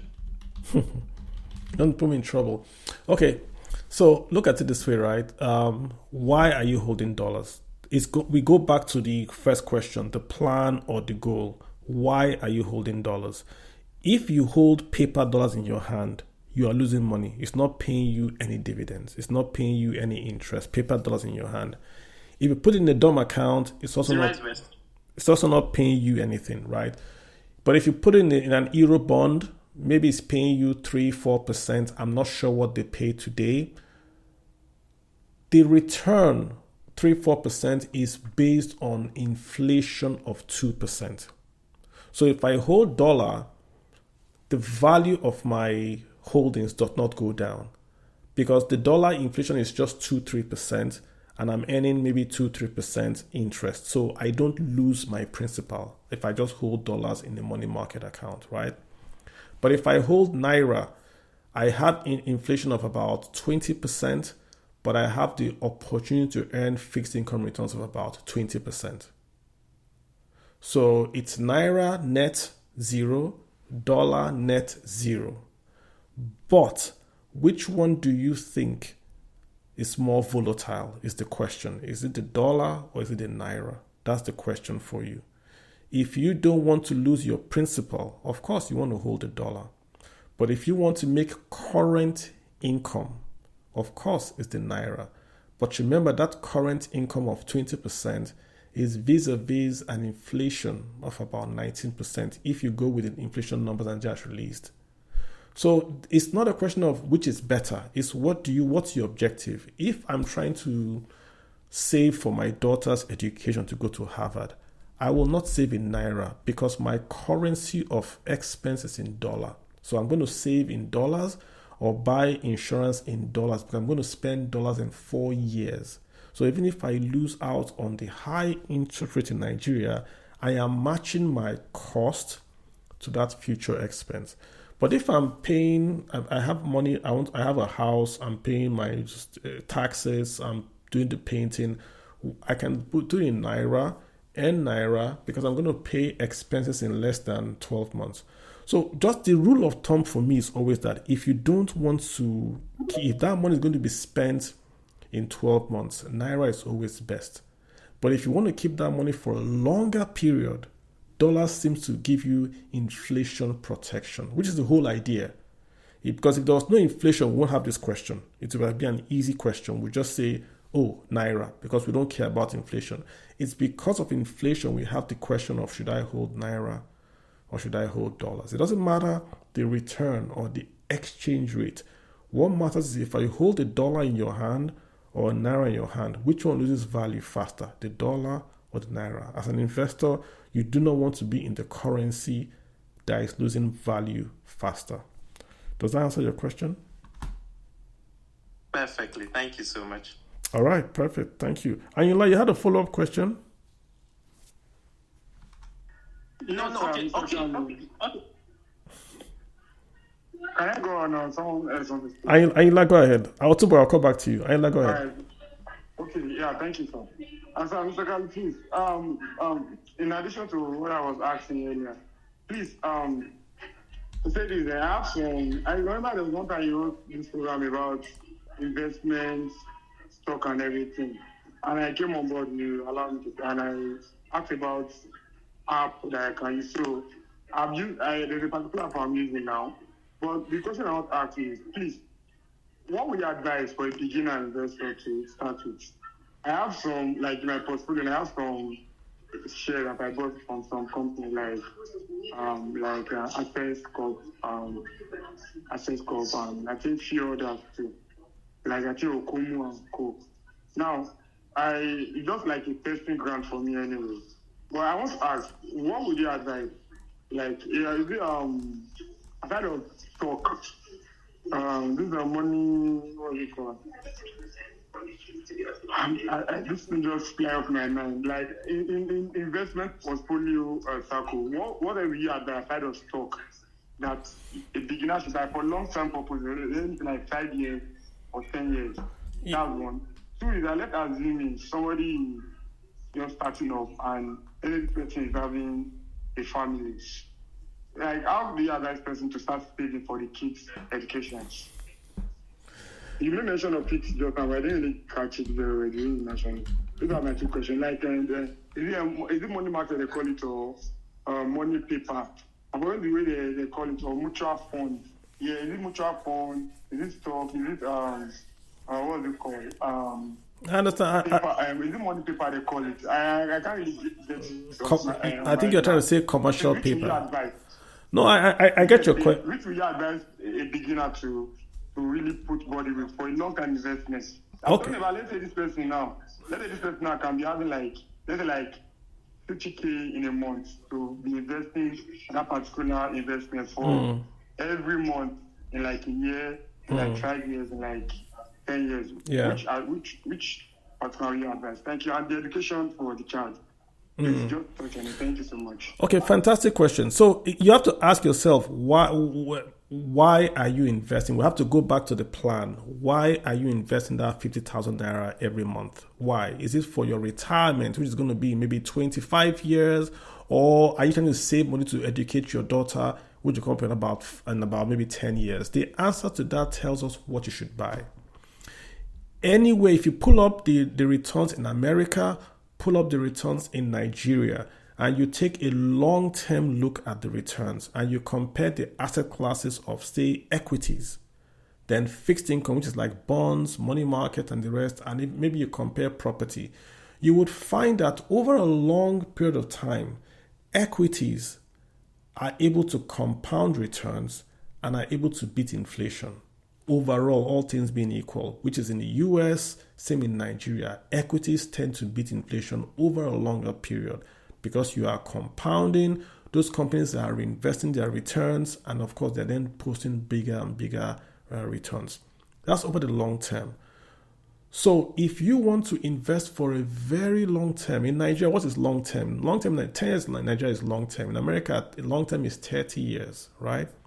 I would always recommend, based on your age and based on your ability to absorb losses, equities. Now, if you cannot absorb losses to your portfolio, don't do shares, don't do equities, because you will be forced to sell and all that kind of stuff. So, to your question, for a beginner that wants to invest, the first question you have to ask is, why am I investing? If I'm investing for short term, you are going to do fixed income. If you are doing shorter term, please do fixed income. If you are looking at longer dated investment, 10 years, 15 years, 20 years, please do equities, shares and bonds, properties. Those are what that will do better over a longer period. The same way, if you look at your retirement savings account portfolio, there are 4 funds. If you are younger, they put you in the fund that invests more in equities. If you are younger, if you are older, they put you in the fund that invests more in fixed income. So the same principle they are using. So if you are starting with 50,000 naira, always have a diversified portfolio. You can do 80% of that in equities, 20% of that in fixed income if you are doing that over a long period, right? That works for you, because then as you get older, you are rebalancing. You are going from equities to more fixed income. But the answer you give determines how you invest. The answer you give to that, why you invest, determines where you invest. That's your first question. To your second question, if you want to invest for your daughter, what you want to do, there's something called a present value calculation or even a future value calculation, where you go and you ask, if you ask an accountant or a finance person and say, I want my daughter to go to University of Ife. Today, University of Ife is charging 10 million. Inflation is 10%. What will Ife charge in 18 years? The accountant will tell you what Ife will charge in 15 years. Then what you are going to do is to work that figure he will tell you they will charge in 15 years. You will bring it back to today. And then you now tell this is the amount of money you have to invest today at this interest rate to get to that figure that Ife will charge in 15 years.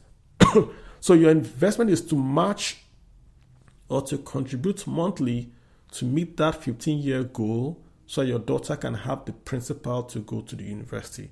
It's called a target investment. You can also call it present value calculation. But that's how you want to do it.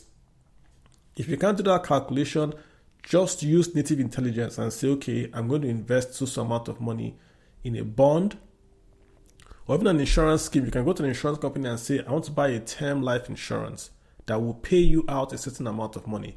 It will not beat inflation, but it guarantees that you have that principal. There are many ways to do this. You can have a portfolio that has a target date that you're going to take the money out.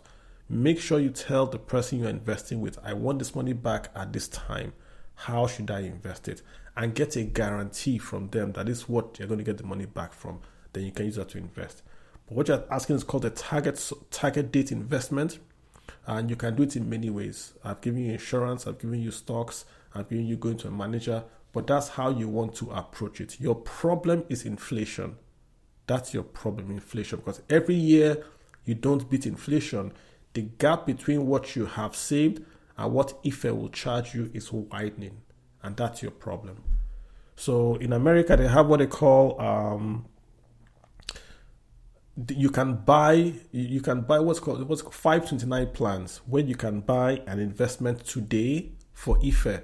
And then you pay what you pay today, they will honor it in 15 years. Maybe Nigeria should have that, where you can pay for education today. You give the school the money today, and the school will guarantee you that in 15 years, the kid will go to school for the same amount you have paid today. Why is the school doing it? Because they're getting money today to pay for their bills. In 15 years, they will sort themselves out. So that's how I advise you. You have to speak to an advisor, because this is a calculation that you need in life. So it's not something you just speak to them, that they'll be able to do it for you. If you go online, there are apps that allow you to calculate this online. Do future value of an annuity. Just write it down. Future value of an annuity. That's what you want to calculate. Or present value of an annuity. That's what they're trying to calculate. Yeah? Present value of an, Google it. Present value of an annuity. That's what they're trying to calculate. All right, Ayinla, thank you so much. You're welcome. You're welcome, my brother. You're welcome. SAEM. How you doing? Guys, how long do we have to go? We're going to round up pretty soon, guys. Thanks so much for hanging on here. Yeah, SAEM. How you doing? I'm cool, sir. Yeah. Good evening, sir. Can you hear me? I can hear you very well. Go for it. Hello, sir. I can hear you. Oh, okay. My question is that I want to ask a question on crypto. Am I allowed to ask that? Yeah, go for it.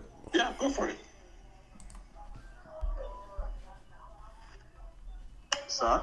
You can ask. I don't know. Oh, okay, yeah. Apart, because the market is volatile right now, and we don't know what's really happening. Aside from Bitcoin and Ethereum, what do you think somebody can buy? Yeah, but I'm not going to answer just because I can't tell you what to buy online. I can't give you a recommendation on what to buy. Not just because it's crypto, but for anything, I can't tell you what to buy. So you have to ask your advisor that question. So are you saying you cannot answer that, sir? Yeah, I can't tell you what to buy. It's not possible. I'm not saying you should tell me. I'm just asking. The same thing.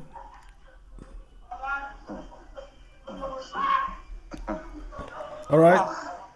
I can't tell you what to. Mr. Kalu, don't do this, but it's fine. My next question: what kind of, as in some reasonable equities out there do you recommend? Like which and which?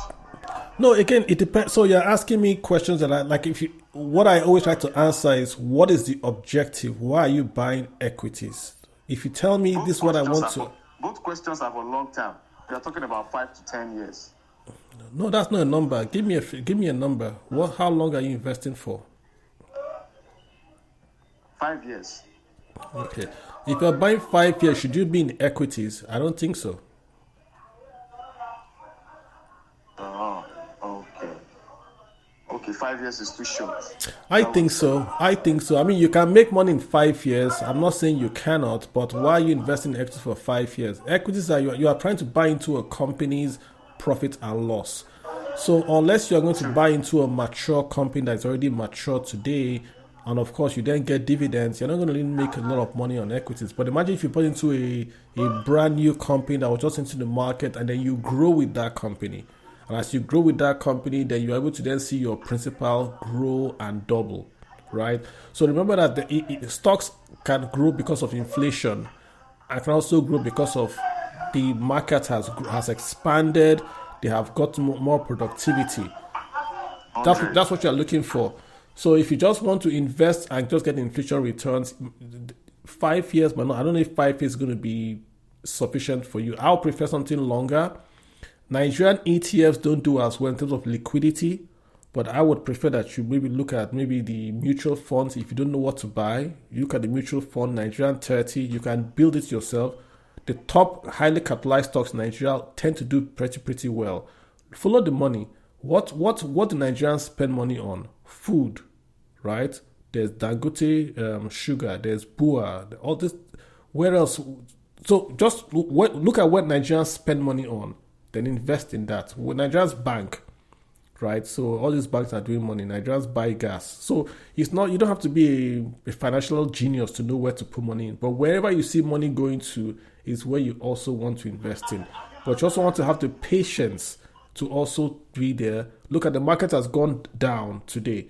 If you invested 4 years ago, you have lost your money today. But if you are patient, you'd have maybe be able to make the principal back. So you've got to really talk to your advisor, and you've got to have a longer term objective to then invest in equities. That's what I would answer. Yeah. Thank you very much. You're welcome. All right, guys. So we've got about 15 minutes to go. Appreciate you guys hanging out here. Esquire, go for it, Esquire. All right, GM, Mr. Kalu. Thank you for what you are doing for the community. Thank you very much. GM to you, all the amazing speakers and the listeners. Perfect. Sorry, Mr. Kalu, pardon me, I'm in a noisy environment. I just want to ask about this Cowrie app. I actually I downloaded the app and I did all the necessary registration. So I just want to try it. I invested some amount of money that is on a mutual fund, but I don't know how, the credibility of this app. I said, let me find out from you. And maybe I just put some little amount of money. After a month, I saw the dividends around 100 and something naira added, but I don't really know how effective or how the app really works. I said, let me find out from you, sir. Yeah, I can't really talk to you about the app. It's not my app. What I can tell you is that the Cowrie is SEC registered. So I would try to send them a DM and ask them about the app issues specifically. But I just know that's SEC registered. Like I said, only register using SEC apps, and they are SEC registered. That's what I want to say, yeah? Okay. Thank you very much. I appreciate it. Hey, you're welcome, guys. All right, perfect. Someone is asking me a question. Why do we have to register with SEC? Does SEC mean that the company will not fail? No. SEC does not guarantee success of the company or that the company will not fail. But at least SEC allows you to weed out fraudsters in the market. Remember MBA Forex? I don't think they were SEC registered and all that. SEC means the company and the fund are registered, not just the company and whatever investment is registered. So most of these fraudulent apps are not SEC registered. So in a way, if you just do SEC registration, you weed away most of the fraudsters, and it just helps you. It's your money, you've worked hard for it. You don't want that much to disappear in the drain, guys. That's basically it. All right, so we're going to take a few questions and then we'll sort of call it a day. So I can let you guys go. About 6 minutes to go. Let me try it. I have one question. Yes, please go ahead, real quick.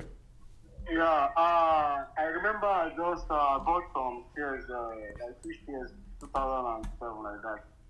So, but I have forgotten it. So I just saw it online that I can reclaim my share. So I think it's Leaf platform. So I searched my name, I saw it that on claim dividends. So I clicked the form, they deduct their money from my bank account. So I didn't see anything. I didn't see anything, but they have deducted their money, their charges like that. Yeah, so you should try to go to the registrar or to the company that deducted you. I know if you are looking for your lost shares or lost dividends, if you go to registrars, they give it to you really on the spot. If you take your ID with you. So I'm not sure who you paid it to, but I would try to get back to those guys. If they've taken away their fees, yeah, so go to them, call them or go to them and make a complaint to them directly and say you paid, take your proof of payment and that you haven't received the credits as regards your dividend shares. Ask them how long it takes. Maybe it takes some time to come. They are very, very they're a reputable organization, so it might just be that it takes maybe 2 weeks after they charge you to come. So try to call and find out how long it takes. Yes, and that way you can really get your funds in. Yeah. Okay. Fantastic.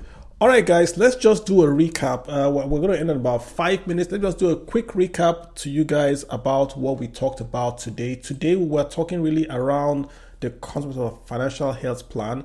And today, we focused just on the income and the expenditures. We're going to have this space again, and we're going to talk around now the assets and the liabilities. So just to go over the plan again, what we did here, we did number one. The first thing you want to do in 2025, I said you should have to do a plan.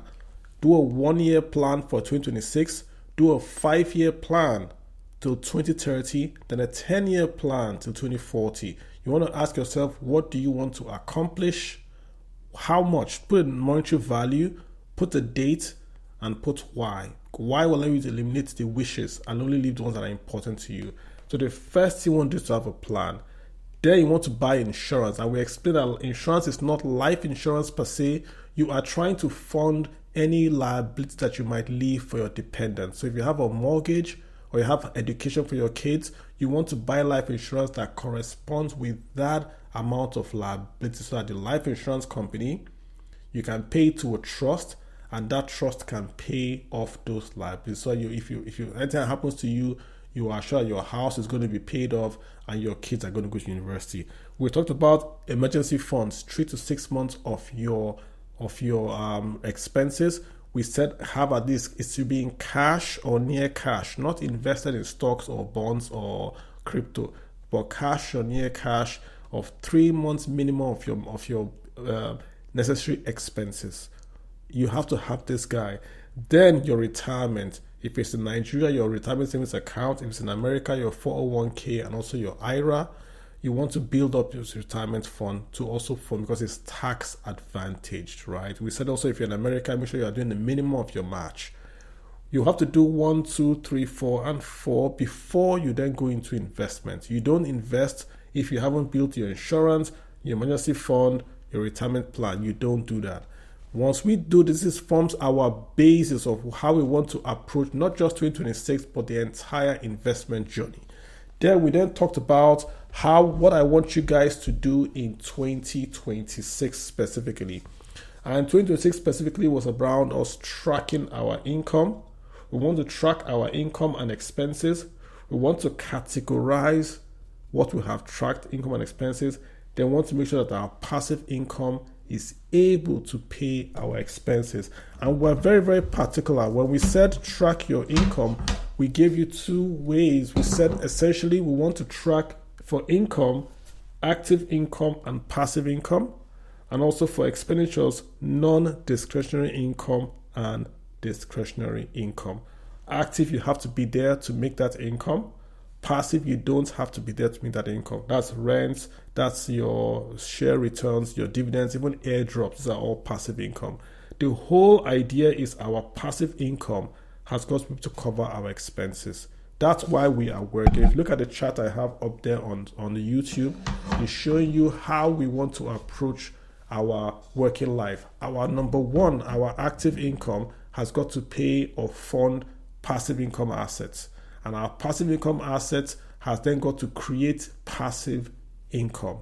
And that passive income then pays our discretionary and non-discretionary expenses.